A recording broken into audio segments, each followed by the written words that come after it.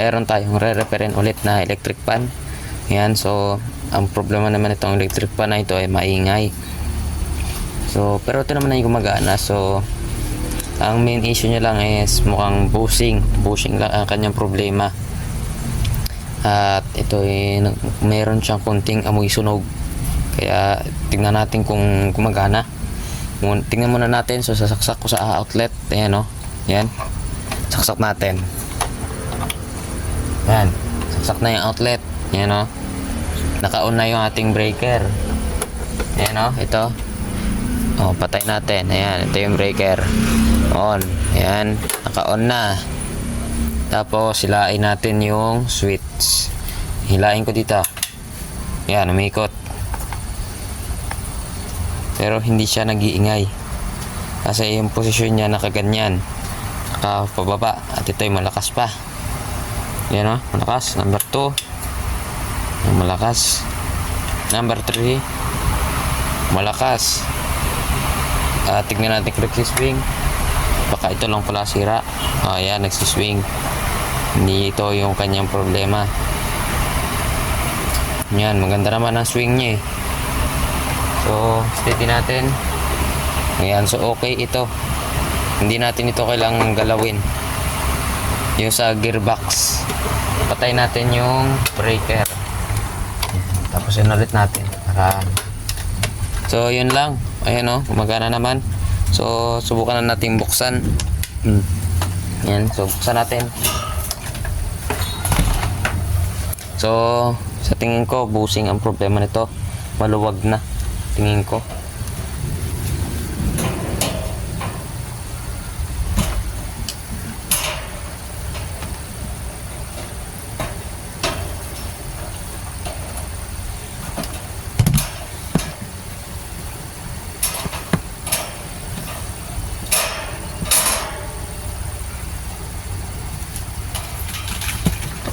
Yan. Siya nga pala para sa mga gustong gumawa ng DC fan. Ito, yan. Yung ating DC fan na malakas ang hangin yan. Mahina yan. Yan o, hinaan natin. Yan, mahina yan. So, malakas. Ito, pinakatuto. Malakas. Nagsiswing din yan. Yan o.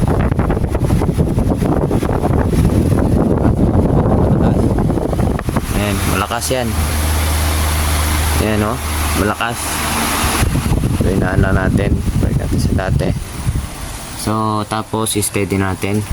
So, malakas ito. Yan. So, para sa mga gustong gumawa at hindi alam. So, gagawa natin ang video. At naka-battery pala yan. Ito. 12 volt na battery. Pwede. Yan. So ngayon baklasin na natin at pa-fast forward ko na lang.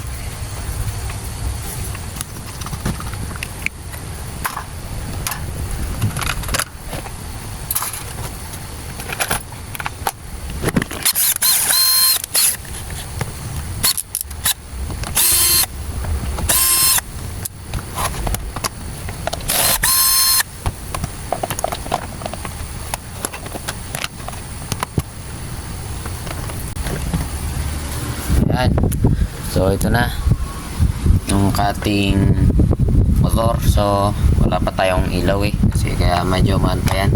So yung motor niya ay hindi na ito sa kanya, kasi kung makikita nyo yung tornilyo masyado lang mahaba.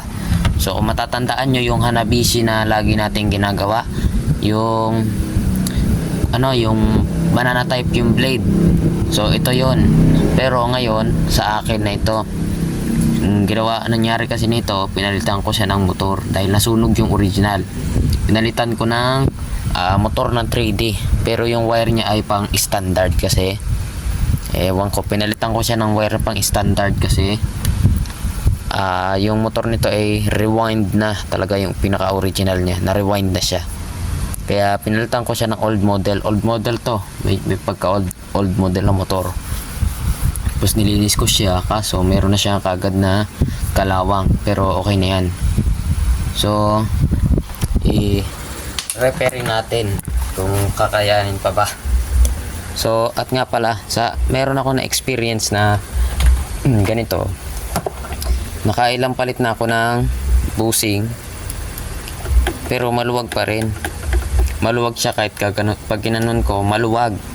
So, ang problema pala noon shafting na, kasi nagkaroon na siya ng tama. Pero ito sa tingin ko, hindi pa.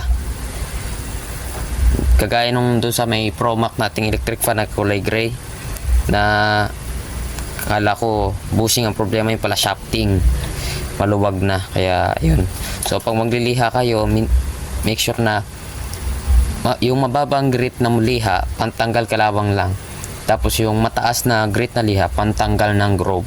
Okay, ganon. So ngayon baklasin natin.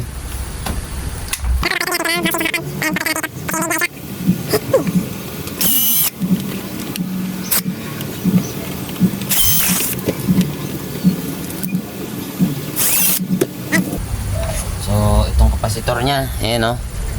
So, ang kapasitor niya ay 2 microfarad. Yan, pasensya na kayo, medyo madilim kasi yung ilaw natin na isa ay lobat pa. Yan, so 2 microfarad, pero ito ay 1.8 na lang. So, wait lang, buksan natin ilaw.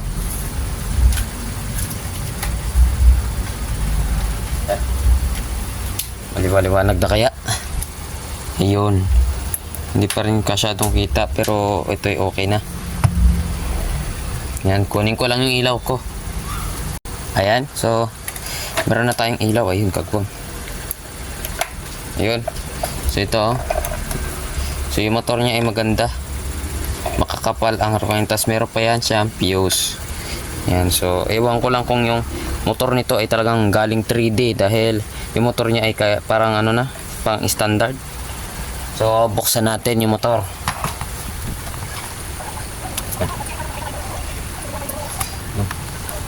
Tapos mga tubig natin. Yan, so ito yung 4 na wires niya. Yan ito.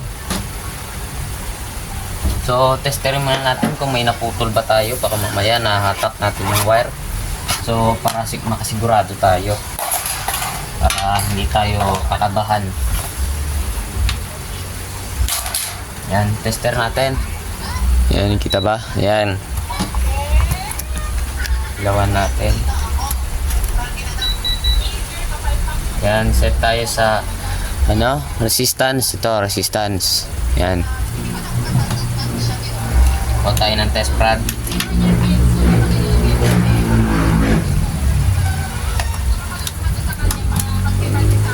Yan, tignan natin kung may makaka-reading ba tayo dito.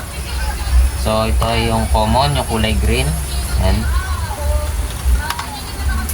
Speed number 1 ay kulay puti. Ayan. Kaka-reading tayo ng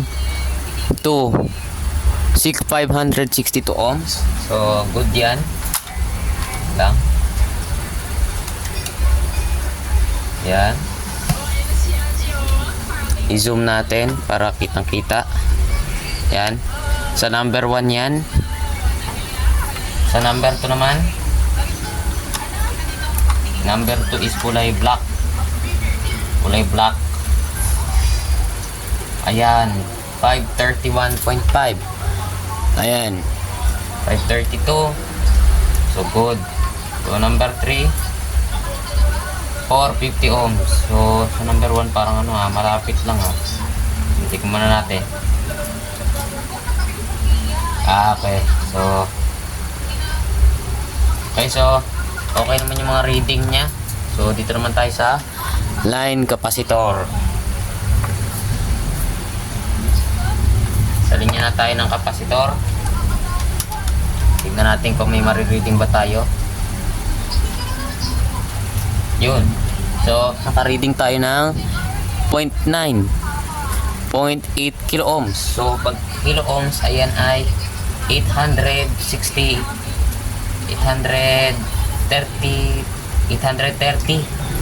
ohms. So, naglalaro. So, okay yung reading na yan. So ngayon, ang gagawin natin, putulin natin yung cable tie. Yan, so putol na. Ako lang naman nagkabit niyan. So ngayon, babaklasin natin yung motor. So, i-unzoom na natin. baklasin natin yung motor para sure tayo na wala tong para ano na, simulan na. Tapos tanggalin pala muna natin to. Yan, tanggalin natin yung pin ngayon. Yan, sa may alog talaga, may alog siya oh. So ngayon baklasin natin ito pala muna.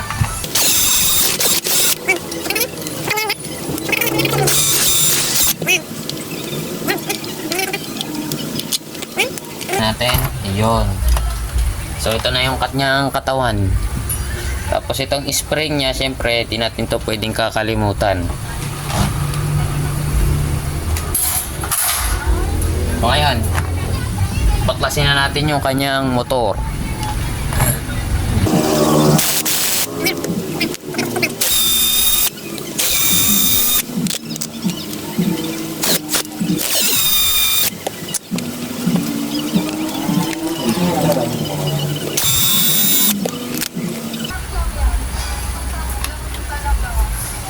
Ayan.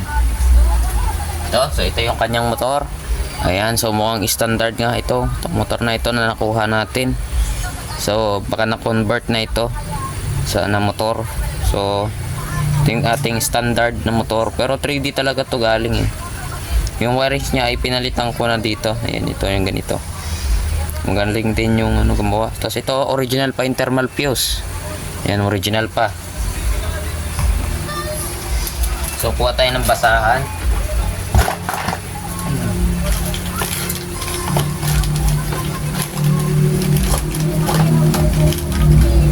Yan, kuha tayo ng basahan. Tapos dito natin patong yung motor.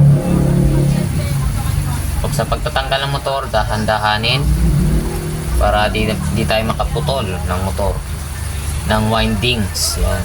So lagay lang natin dyan sa isang tabi. Tapos ito yung ating motor. Ay ito yung ano, shafting. So mukhang ano siya. Yan o. So naglagkit. Pero mukha namang hindi naman siya sira. Mukhang shafting ang sira nito. Tignan natin yung loob ng shafting ay ng bushing. Yung tignan natin kung may mga gas-gas. Ayun, meron. Pero hindi naman siya ganun kadami. Pero ito ipapalitan na natin. Itong shafting siguro susubukan nating papalitan. Kaso mukhang wala na tayong pamalit na shafting. Susubukan ko lang muna itong papalitan ng shafting. Tapos continue tayo. So napalitan na natin ang bushing. Ayan. So meron na siyang bushing. Pero yung bushing na aking ipinalit ay may liig. So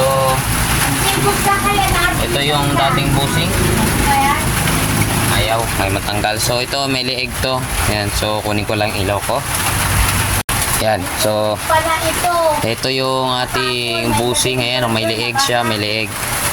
So magbabawas tayo ng bushing mamaya. Ay ng ating spacer. Ito yung dati. Ito. Yan o, wala siyang liig. Ayaw, tanggal. So ito yan. So ganito din sa likod dahil pinalitan ko na rin. Ayan. So okay na yan. So ngayon i-assemble na natin, pero ibalik muna natin yung ating yung ito, yung ganyan, balik muna natin. Kapit na natin yung motor.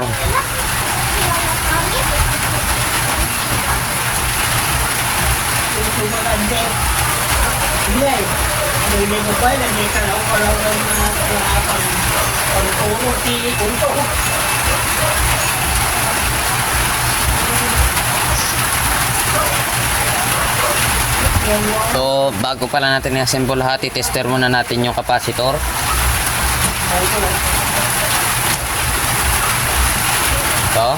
So pasensya na, umulan.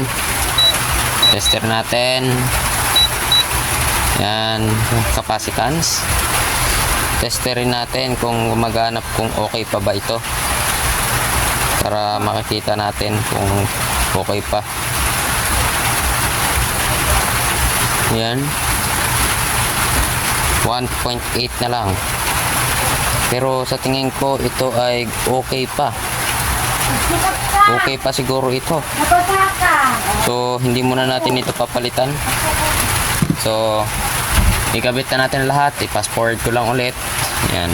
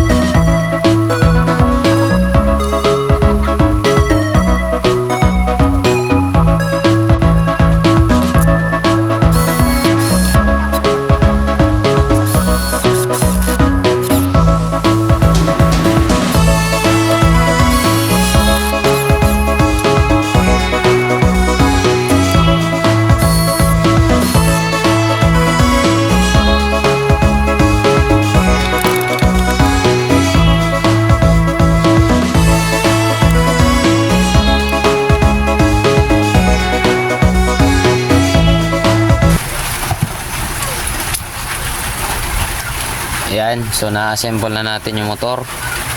Ayan o, so pre-wheel yan. Ayan, so ayos na ayos yung ating pagkaka-install. Ayan o, so maganda. Umiikot ng maayos. Pero lalangisan natin dito, langisan pa natin dito sa kanyang pusing. Yun. Ayan, lalangisan na natin. So para lalo pa siyang papasok dun sa pusing. Para may papasok pa lalo. So mas maganda yan. So ayan o. So maganda pala, gagamit ka ng may ulo na busing. Ayan o.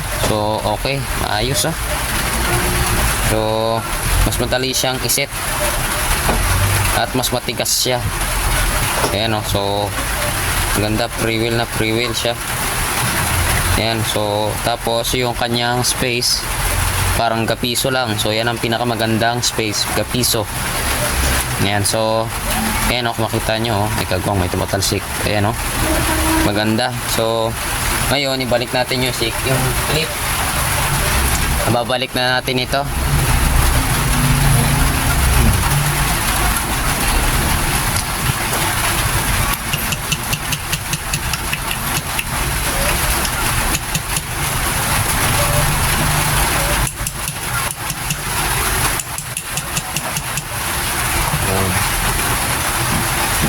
Ayan, makikita nyo nung pinukpok ko lalo pang lumuwag.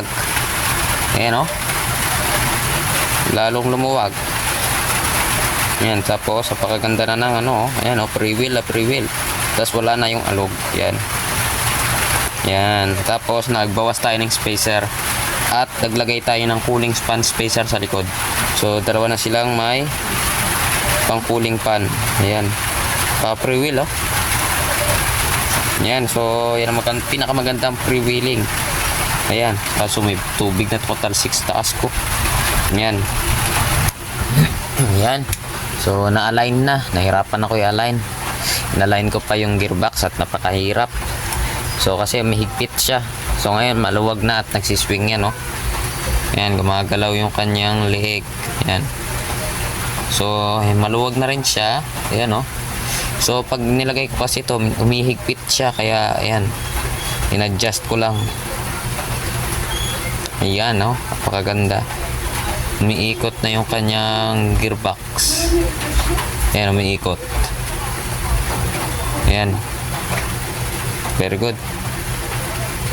Pag in-steady natin, pwede din.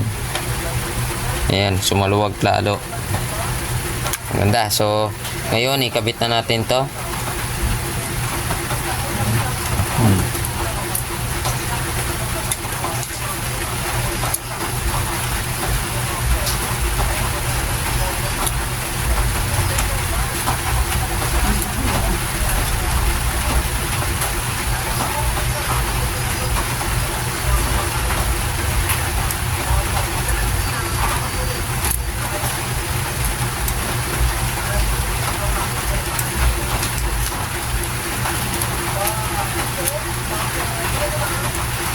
Tapos, lagyan natin ng cable tie. Itong kanyang motor. Cable tie natin. Ayan.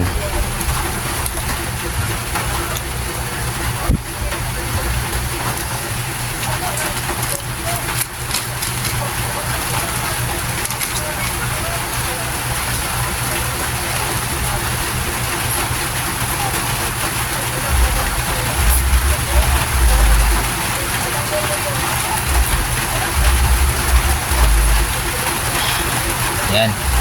Kabit na. So, ngayon, ang ating gagawin ay idudugtungan natin to.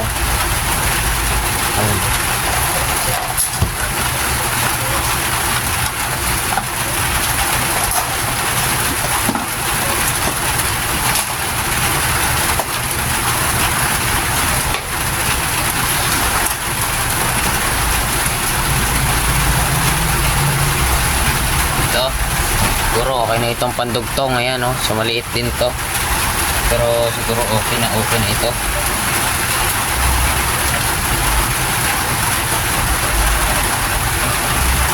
Ito na lang kasi available kong wire. Ayun. Yan. So andito na yung kanyang stand. So ito yung wires na ginagamit. So ngayon ikabit na natin yung wires. So, na-wirings na natin. So yan yung naging wirings. Wait lang, wala tayong ilaw. Ito. So ito yung common, yung puti. Ayan ang puti. Tapos yung number 1, yung kulay gray. Ayan, nakakonect siya sa blue.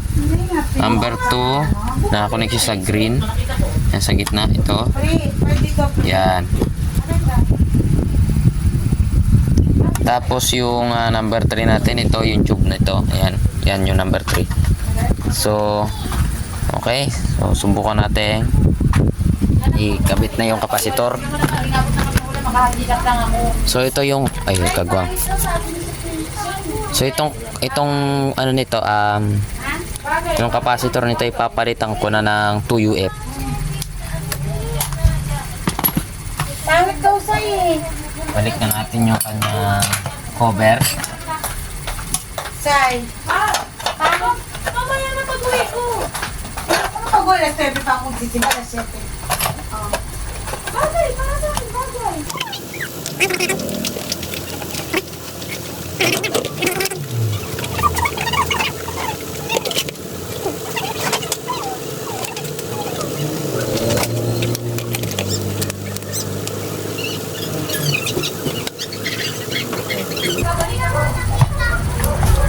Yan, so naikabit na natin yung cover.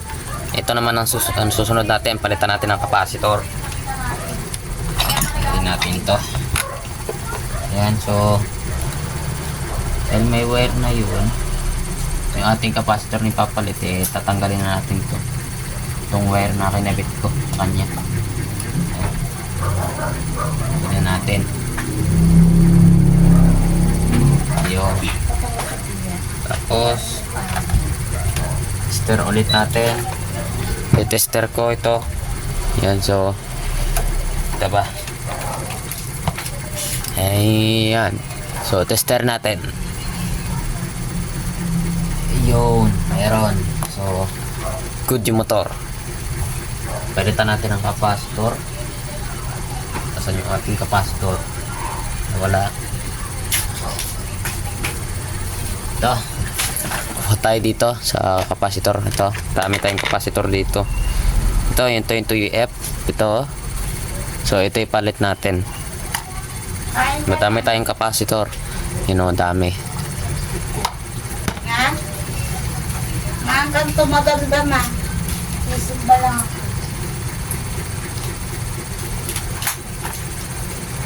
Yan, so kabit na natin. Kapit muna pala natin yung tube. Yan, natin yung tube. Pinay ka naman madjalanis mo. Ha? Yan. Ko, sigpitan natin yung dugtong. O, pwede tabi ko.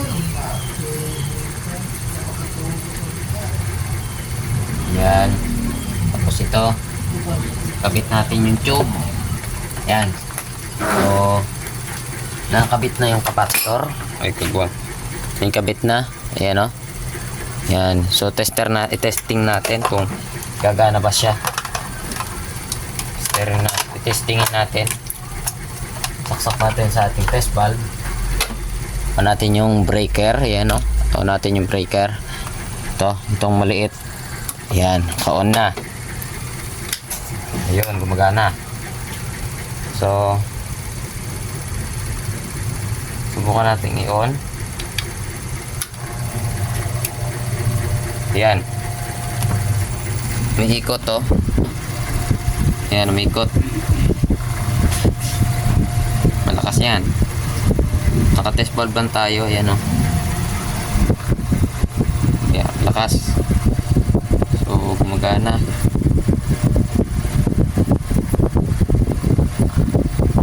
Yan, tahimik na tahimik. So ngayon, ihugot natin. Yan. Maganda yung play niya. So ngayon, ikabit na natin itong mga cover niya. Yan, kabit natin. Yan. Kabit natin ito.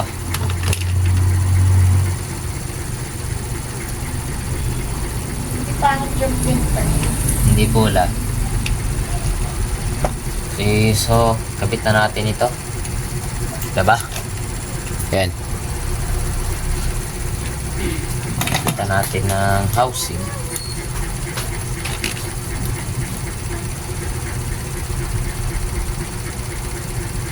Yan. Tapos, saan yung isang tornilyo? Ito.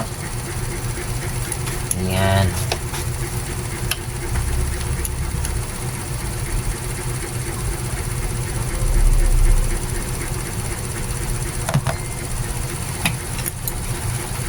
Tapos, yung capacitor, ito, yung capacitor natin, ilalagay natin dito sa ibabaw.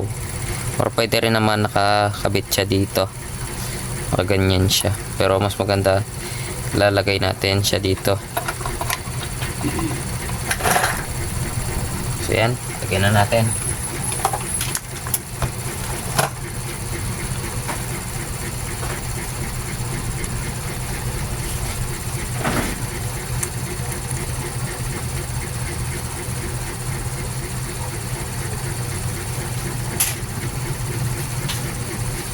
Ito na lang pala.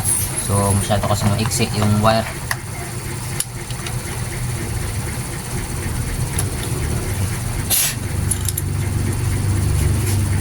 Yan.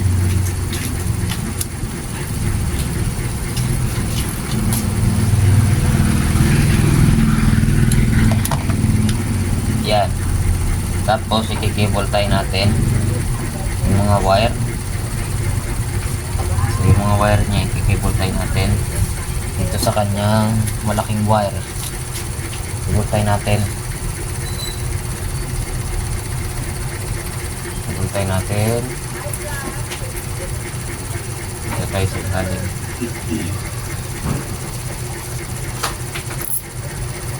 Yan.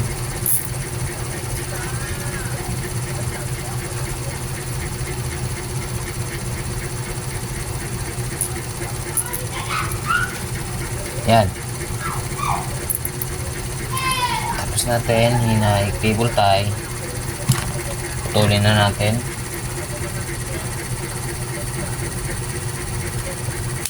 Yun. Yan. Nakabit na yung ating magandang motor. So makikita ninyo maayos, walang dumi ayan. So ganyan ka, dapat ganyan ka linis ang gawa pagka sa electric pan. So yan, ganyan. Tapos lagay natin yung likuran.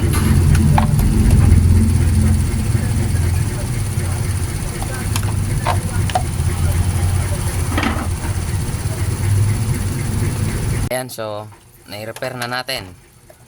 So tingnan natin kung gumagana. So ayan, napaka pre-wheel. Kaso nagkakaroon siya ng konting friction. So i-reset natin ulit yung bushing. Reset. Ayan, reset na. Ayun. Ayun, Ay. Ganda. Nagkakanda. Dito ako dito.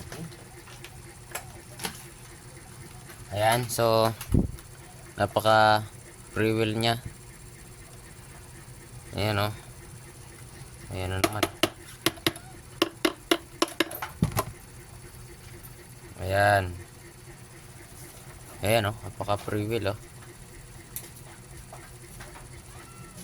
Ayan. Isaksak natin kung gumagana na ba. Ayan, so nakasaksak na sa likod. Ayan, Ayan. Tapos on natin sa number 1. On ko. Ikot muna natin. So subukan natin i-on sa number 1. Oh, nangyari dito. Bol. On natin number 1. Ay, kago. Kanda hirap naman, ang hirap pag video ng isa tao lang. Yan. Natin sa number 1. Yan. Umiikot. Malakas, ganda ng tunog. Yan, ganda ng tunog niya. Yung tunog ng kanyang motor pinong-pino. Hindi kagaya noon, hindi kagaya nung nakaraan. Nung bagong gawa ko talaga siya, yung bagong convert. Second hand lang kasi yung bushing noon. Nito noon, yung pinalitan natin second hand lang, kaya yung motor niya, yung tunog noon parang nagkakayod. Para siyang may bato.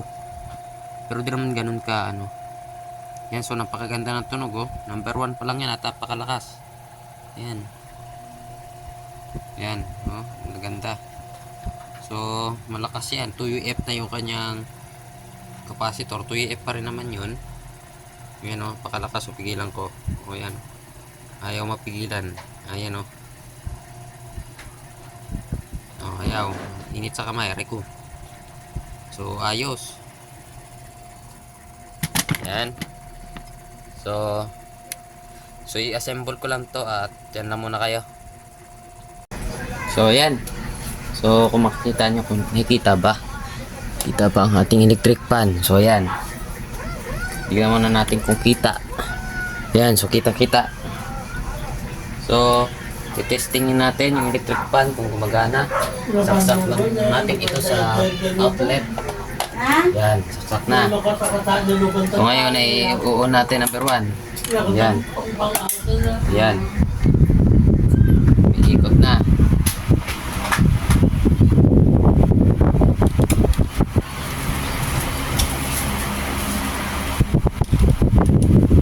Number 2 daw. Ayan. Malakas ang hangin yan. Yung number 3.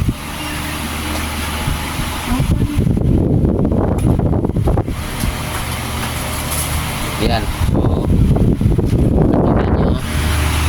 So sobrang huni niya, umuugong na rin siya. So pagka masyadong malakas yung electric fan nyo, normal lang na uugong yan siya. Yung parang meron siyang medyo may konting ugong. Yan. Halimbawa, number 3 na, nakatudo na yung inyong electric fan. Normal lang na magkakaroon siya ng konting ugong, yung kaganon siya na konti. Kagaya nito. Yan, so umuugong siya, sana narinig nyo. So normal lang yun kasi syempre sa sobrang lakas ng electric fan minsan umuugong na siya. So normal lang yun. Ba't walang mga Naka number 3 yan.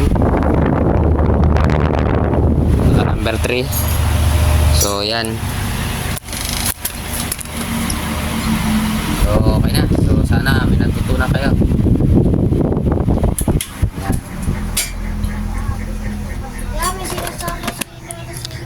Wait lang. So sana may natutunan kayo sa video na to at sana nasundan nyo yung aking mga ginagawa at kahit putol-putol.